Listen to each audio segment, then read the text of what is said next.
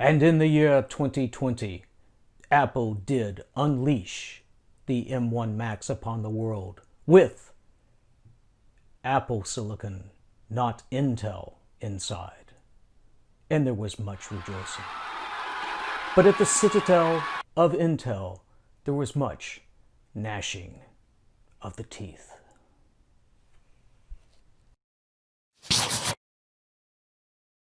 Hi, I'm Mike, and welcome to the Nerd National Communication Center. So, just how good are these M1 Macs, and how bad is this for Intel? And that's not the kind of gnash I meant. Let's take a look. So if you're any kind of techie, you will have known that Apple has released versions of their Macintosh, their MacBooks, MacBook Pro, that use their own CPU that is named the M1. And Apple's calling this Apple Silicon. Now, this is a continuation of Apple using the ARM design CPU that they've been heavily customizing for their iPhones and iPads. But Apple has made some very strong claims as to the performance and power efficiency of this chip. And we're going to look at what Apple has to say, but we're also going to look at some other well-respected tech websites to see what they have to say about this. So if I come down through here, this is on the Apple website. We can see that they're claiming that it's up to 3.9 times faster for video processing and image processing. This is because they have some hardware decoders built into the CPU, not so much because of the CPU cores. The design of this chip is an 8-core CPU with 4 high-performance cores and 4 efficiency cores. And they claim this can lead to 3.5 times the performance. If you look right here, they're saying that their M1 Mac CPU in their MacBooks at 10 watts of power is dramatically more powerful than the latest PC laptop chips that Apple was using before and that are used in most all laptops. You're also looking at, they're saying it's using 1/4 the power, and Apple claims it right here at just 10 watts.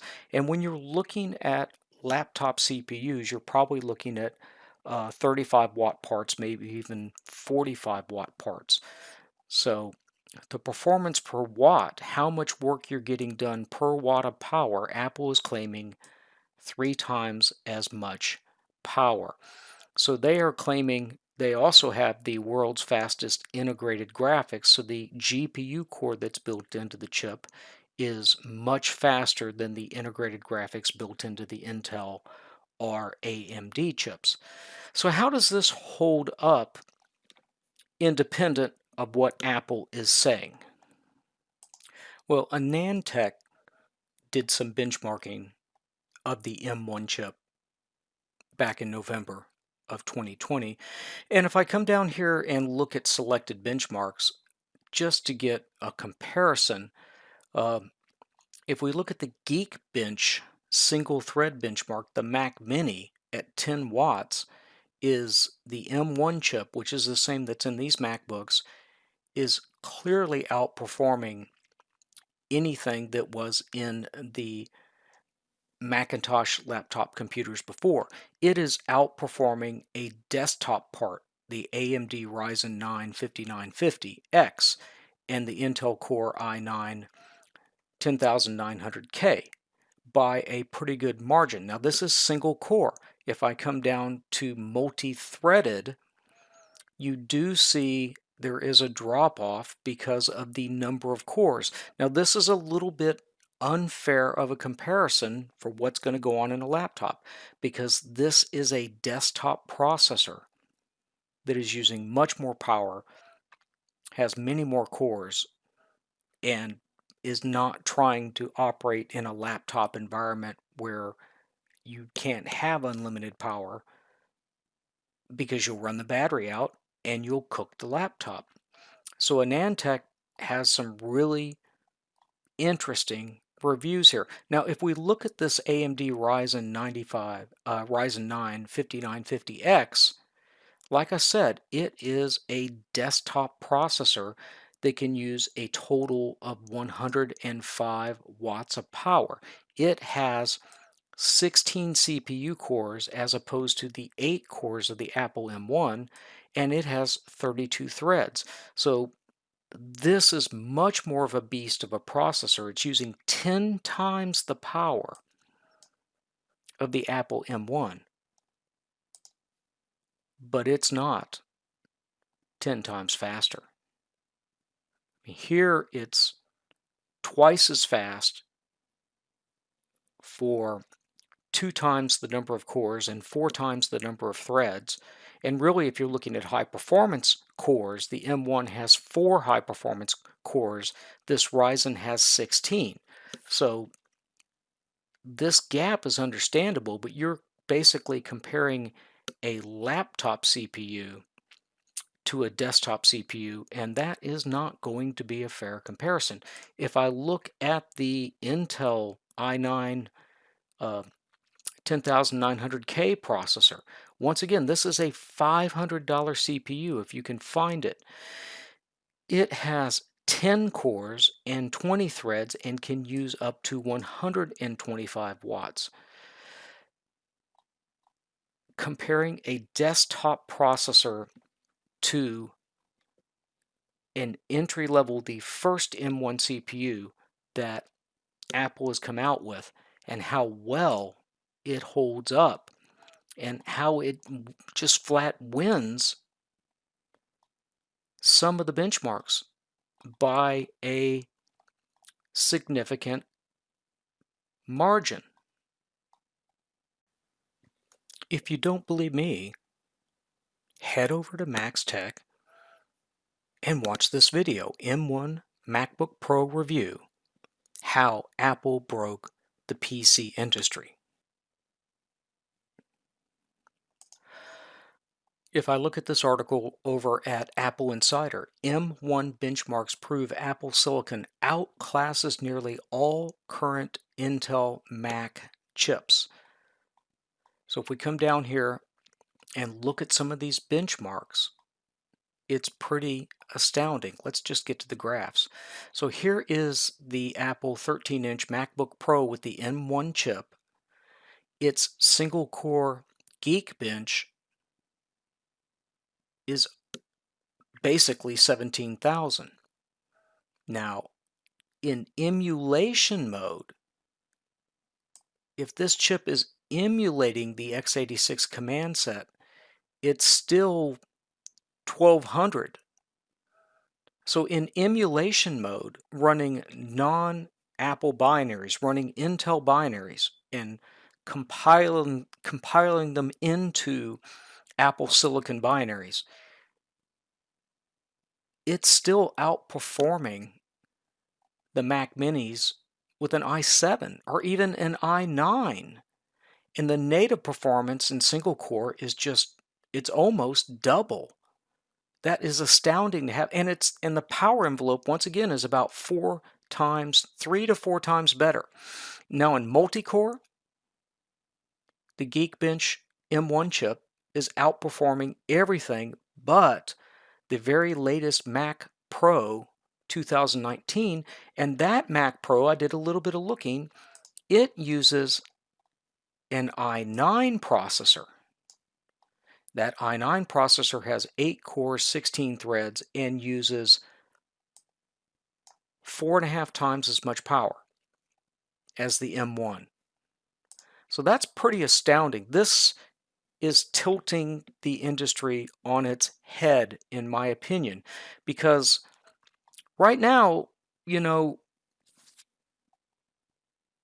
Apple only has about 8% of the laptop market. I'm not sitting here saying Apple's going to balloon up to 30 or 40% of the market, but what they have proved is that an ARM CPU can outperform x86. And as Apple has done this, others will do this as well. And you've got to remember, Microsoft has a version of Windows 10 that runs on the ARM CPUs. So it's going to happen that we are going to see other companies in the Windows world come out with laptops that use an ARM chip. When is this going to happen exactly? I don't know. Maybe sooner than you think. So the Apple market share was already growing in the year of the pandemic. Grew by 49%, whereas the industry grew overall by 26%. And that brought them to an 8% market share. Now that 8% market share, that is all going to become Apple silicon, and it will not be sales of Intel CPUs. So Intel's market share, their sales are going to go down by at least 8%. And the chips they were selling, like an i7 or an i9, those are higher end chips and there's more profit involved in those. So Apple not only has cut out the profit because they're making their own chips now, but they're cutting out Intel profit, and Intel will continue to shrink in market share, not only because of Apple, but because of the very good competition and the excellent CPUs that AMD has out now in the third generation Ryzens. So things aren't looking good for Intel at this point. So how do we get ARM CPUs into mainstream laptops? Well, like I said, Microsoft already has a version of Windows 10 that runs on ARM. NVIDIA is in the process of finalizing the purchase of ARM holdings from SoftBank. And now NVIDIA is poised to become one of the major CPU designers in the world. They could be supplying millions and millions of high-performance CPUs that use 25% the power of traditional CPUs, so you get 4 times the battery life. This could be a seismic shift in the IT industry. And the future for Intel does not look good, in my opinion.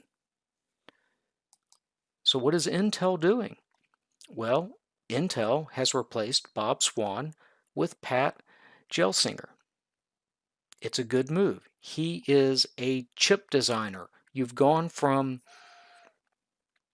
a corporate type back to a technical engineer type heading up Intel.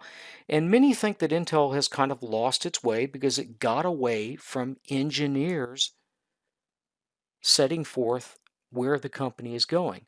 So I think if anybody can turn it around, Pat Gelsinger has the best chance, has a much better chance than Bob Swan. But overall, the future just does not look bright for Intel. I mean, Intel has really struggled to change their chip business to smaller and smaller processing nodes, from down to 7 nanometer, 5 nanometer, 3 nanometer, where a lot of the industry has already gone, but Intel has stumbled repeatedly. They are still making Intel i7 chips on 14 nanometer processes. They are just now looking like they're going to be getting to 10 nanometer and possibly 7 nanometer. Intel, the rumor is Intel is going to be outsourcing CPU production to TSMC, which they have not done before. But because they are faltering in-house at these new processing technologies, they're being forced to do this to remain competitive.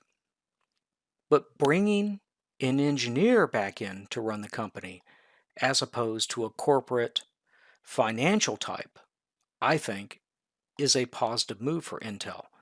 Is it going to work? Well, we'll know in a couple years. We'll know how bad it is in a couple years if Intel starts making ARM CPUs, and if AMD starts making ARM CPUs. Then we know the seismic shift has happened in the industry. But we are certainly living in interesting times. A pivotal shift in the design of CPUs is happening, and we may not see something like this again for another 20 years. Because probably the last time I saw something like this is when AMD came out with the first 64-bit processors for the consumer, for the desktop, the Athlon 64. I think the M1 and the M1X and the M2 from Apple are going to prove to be just as dramatic, if not more so. If you enjoy these type of articles, please hit that subscribe button so you'll get notifications of my next video. Doesn't cost you anything, and if you hit that bell, you'll automatically get notified, and I do appreciate it. Take care.